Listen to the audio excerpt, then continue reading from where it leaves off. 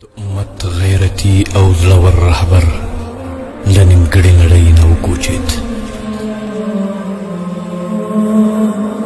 ملا عمر وکوچېد، هو وکوچېد، خو چې د مسلمه امت راتلونکو نسلونو ته یې په توحید باندې د ثبات معنا ور وښودله، د فداکارۍ او استقامت په معنا یې پوه کړل. ملا عمر وکوچېد، خو له هغه وروسته چې په عملي توګه یې مسلمانانو ته د سورة الکافرون او سورة الممتحنه تفسیر وکړ. امیر المؤمنین، ستاسې په کړنو کې عدل، مساوات، د مسلمانانو عزت او کرامت، د مظلومانو نصرت او د هغوی ساتنه، ولا او برا له ورایه ښکارېدل. تاسې اسلامي امت ته په دغو بابونو کې عملي درس ورکړ. امیر المؤمنین، موږ د علماو ټولۍ ویاړو چې اسلامي امت ته ستاسې په څېر خلک منسوبیږي. تاسې نړۍ ته په حق سره د مسلمان عزت ور وپېژانده. تاریخ به کله هم دا نه وي ثبت کړي چې پوره پاچاهي له یو تن څخه ځار کړل شوې وي.